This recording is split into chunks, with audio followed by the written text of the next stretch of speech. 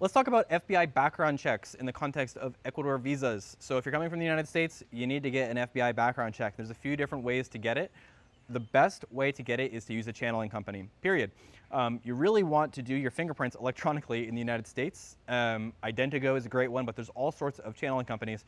And they can take those fingerprints, and if they're already digital, digitally send them to the FBI, and you'll get a PDF of your background check in a week or two.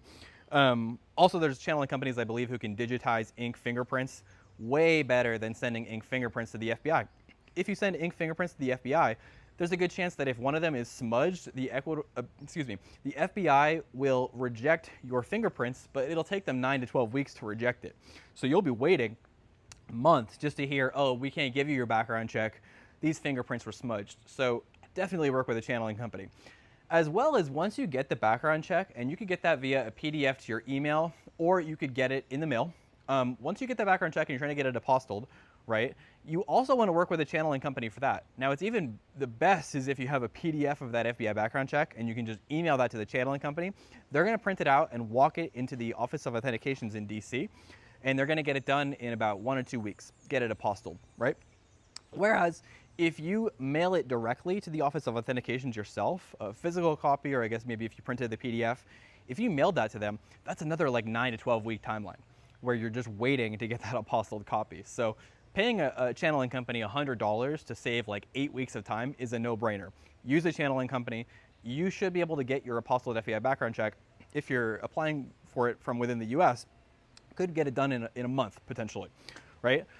Now, if you're trying to get it from abroad, you can take ink fingerprints and then mail those to a channeling company in the US who's used to this sort of thing, and they can digitize those and run the process from there, right? Give you a PDF of the document, and then you can send that PDF to the channeling company electronically. So the only thing you have to mail is the fingerprint card, right? Now, I run EcuadorTranslations.com. We do certified translations for Ecuador visas. So if you had a digital copy, even just a scan of that apostilled FBI background check, assuming you don't have a criminal record where you wouldn't need an in-person interview, you could just send that electronic document to me.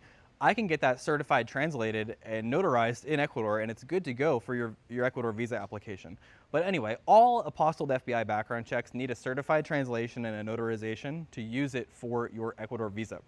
So the most important thing you need to know is that I can take the electronic scan. I don't need the original document ever. If you have a criminal record on your FBI check, Ecuador is probably going to request an in-person appointment with you. So it's important that you designate the right embassy location or location within Ecuador where you'll be able to make it to that appointment, because they give you very little notice telling you when that appointment's going to be. In that case, hold on to the original document. The original document is much less important if you don't have a criminal record, because I can submit it electronically. We can typically get your visa without ever showing that original document. That's been a breakdown on the FBI background check. I hope that helps. Let me know your FBI background check questions in the comments.